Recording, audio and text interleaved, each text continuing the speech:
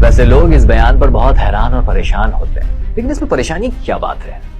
PPP और फौज की हमेशा से खूब बनती आई है। बीबी वही कर रही थी जो उन्होंने अपने मरहूम वालिद को करते देखा था। भुट्टो मरहूम ने न सिर्फ 2 फौजी आमिरों अयूब और याहिया के साथ मिलकर काम किया, बल्कि जिया को मरी गेस्ट हाउस में अपनी हिमायत और शिराकत का यकीन दिलाया। याद है ना? नहीं तो पीछे जाकर पूरा सीन दोबारा देख लें।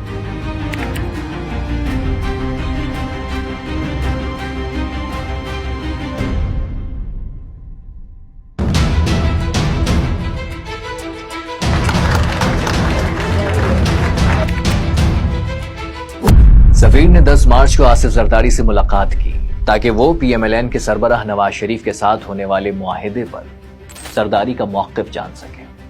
जरदारी ने कहा कि उनकी और नवाज शरीफ की बहुत निजी तौर पर यह बात तय हुई थी कि साबिक चीफ जस्टिस को बहाल नहीं किया जाएगा और ना ही मौजूदा चीफ जस्टिस डोगर को हटाया जाएगा।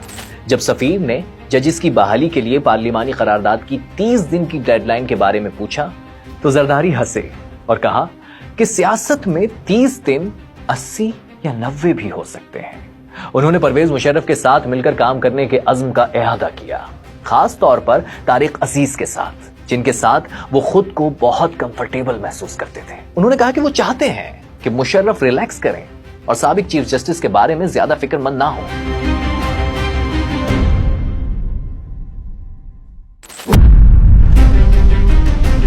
ठीक हो गया।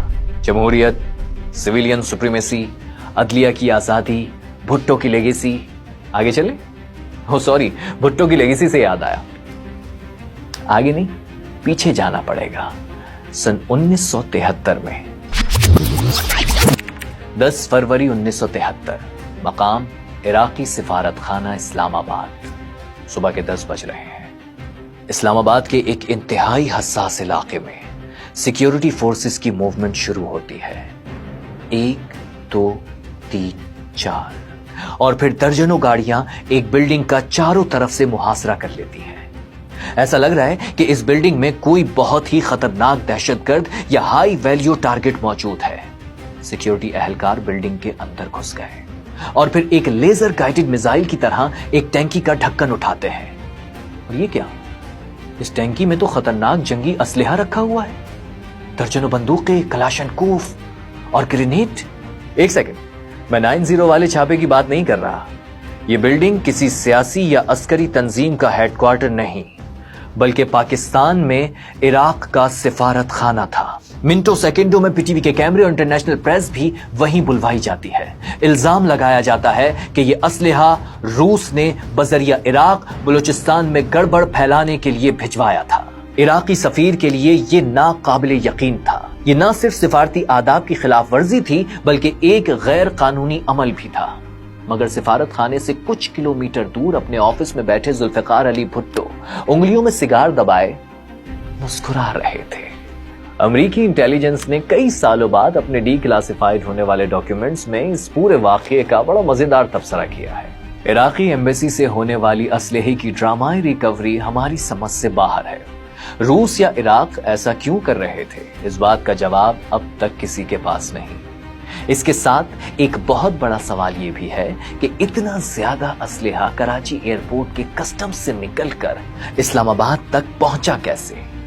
लेकिन एक बात तो तय है कि इस पेशरफ्त का सबसे बड़ा फायदा भुट्टो को हुआ है।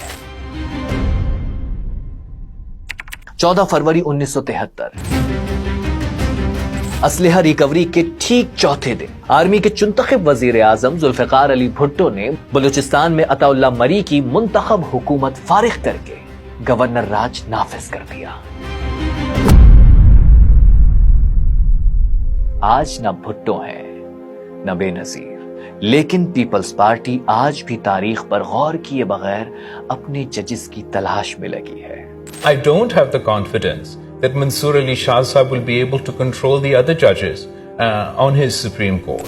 सहाफियों का कत्ल हो, मनी लॉन्ड्रिंग या हॉर्स ट्रेडिंग, वडेरों की सरपरस्ती हो या फिर मकामी और इंटरनेशनल एस्टेब्लिशमेंट से डील, पीपल्स पार्टी आज भी हर मैदान में सबसे आगे नजर आती है। फेक अकाउंट्स या फिर बहरिया टाउन जैसे ओपन एंड शट केसेस के बावजूद। चेयरमैन नैब की क्या हैसियत है? اس کی کیا مجال ہے کہ وہ میرے اوپر کیسز بنوائے یا دوسرے کی کیسز بنوائے؟ قیادت، مقبولیت، کارکردگی، ان سب چیزوں کی کسے ضرورت ہے جب بھٹو زندہ ہے؟